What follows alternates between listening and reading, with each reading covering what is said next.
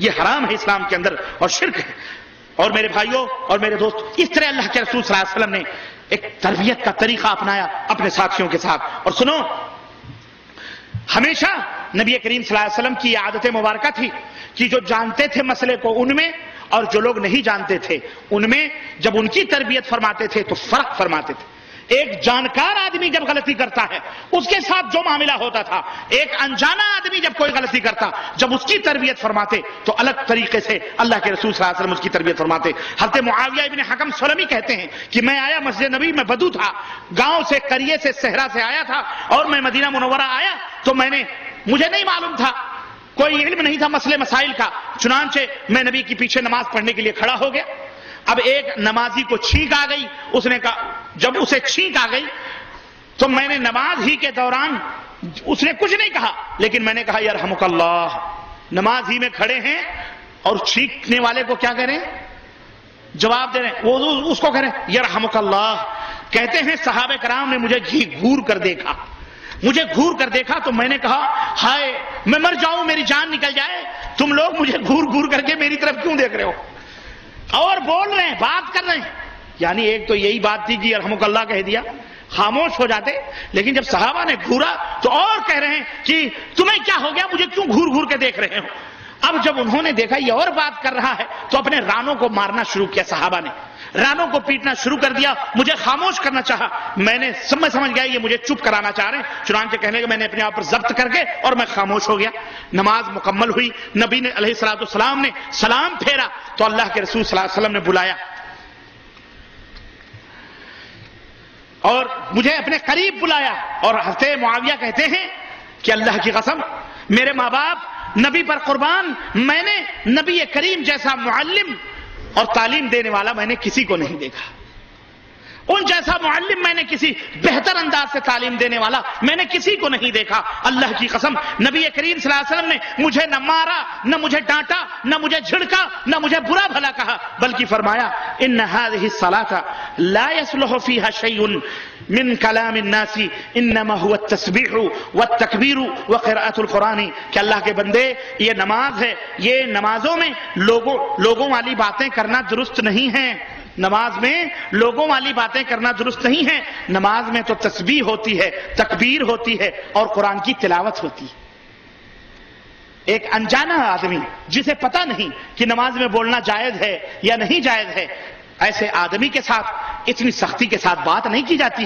جب تمہیں پتہ نہیں ہے کہ آدمی کون ہے، جانتا ہے، اسے نرمی کے ساتھ سمجھایا جائے۔ یہ تربیت کا منہج اللہ کے نبی نے ہمیں بتلایا ہے کہ جب بھی تمہیں دعوت دینی ہے، کوئی بات بتلانی ہے تو بڑے پیار سے جاننے والوں میں اور انجان والوں میں فرق کرو۔ یعنی مولویوں کے ساتھ تمہارا جو سلوک ہو وہ جاہلوں کے ساتھ اس طرح کا سلوک نہیں ہونا چاہیے۔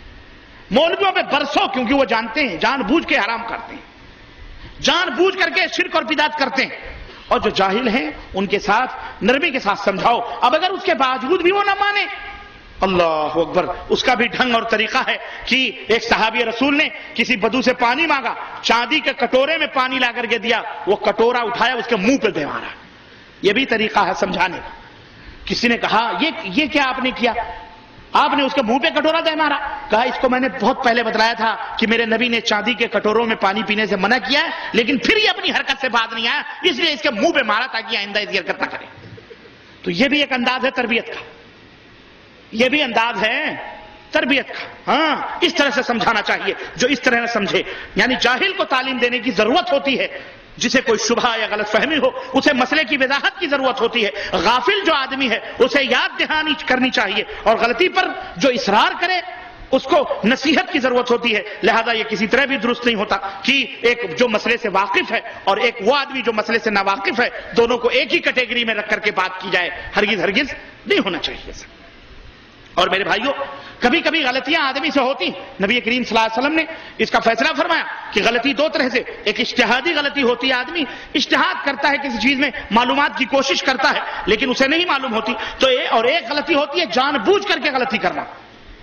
اور دونوں غلطیوں کی تربیت اللہ کے رسول صلی اللہ علیہ وسلم نے یوں فرمائی ہے کہ اللہ کے رسول صلی اللہ علیہ وسلم فرمایا کہ اذا حکم الحاکم فاجتہد فاصاب فلہ اجران واذا حکم فاخطا فلہ اجر واحد، کہ اگر کسی حاکم نے اجتہاد کیا، فیصلہ دیا کسی مسئلے میں، اگر اس نے غلطی کی، اگر وہ صحیح اس نے کوشش اور جد و جہد کی تو اسے 2 اجر ہے، اور اگر اس نے غلطی کی تو اسے 1 ثواب ملتا ہے۔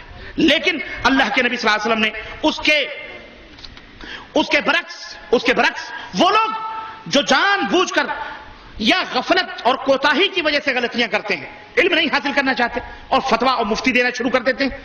صحابی رسول کہتے ہیں کہ ہم لوگ، حضرت جابر کہتے ہیں ہم لوگ ایک سفر میں تھے، ایک آدمی زخمی ہو گیا، اب نماز کا وقت ہوا، نماز پڑھنے کے لیے یہ ہوا کہ اس نے پٹی باندھی ہوئی تھی۔ اب ہم میں یہ بحث ہو گئی کہ اس کی پٹی، اب وہ محتلم ہو گیا، ناپاک ہو گیا بیچارہ، ناپاک ہو گیا، تو اب کسی نے کہا کہ تو بغیر نہائے ہوئے اس کی نماز نہیں ہوگی، کسی نے کچھ، چنانچہ کچھ لوگوں نے کہا کہ نہیں اس کو نہانا ہی پڑے گا۔ کہا مسئلہ ہم نے بتا دیا اس کو کہ تو نہا لے اور تب نماز پڑھ۔ اس نے کیا کیا بیچارے، غسل کیا، اب وہ زخم تیز تھا، اس نہانے کی وجہ سے اسے شدید بخار ہوا اور اس کی وفات ہو گئی، وہ انتقال پا گیا۔ ہم حضرت صلی اللہ علیہ وسلم کی خدمت میں پہنچے اور یہ واقعہ میں نے بتلایا تو اللہ کے رسول صلی اللہ علیہ وسلم نے فرمایا قتلوہ قتلہم اللہ الا سألوا اذ لم يعلموا فإنما شفاء العی السؤال، کہ اللہ انہیں قتل کرے جنہوں نے اس بندے کو قتل کیا ہے۔ ارے جب کسی بات کا علم نہیں تھا تو اہل علم سے سوال کر لیتے، اہل علم سے سوال کرتے، پوچھتے کہ اس مسئلے میں کیا مسئلہ ہے، جب نہیں معلوم ہے تو سوال کرو۔ اس لیے کہ لا علمی کا علاج کیا ہے؟ تقلید ہے، تقلید ہے۔ لا علمی کا علاج سوال ہے، لا علمی کا علاج تحقیق ہے، لا علمی کا علاج کیا ہے؟ تحقیق ہے، علمی جستجو ہے۔ نبی نے بتلایا تحقیق کیے بغیر کوئی مسئلہ،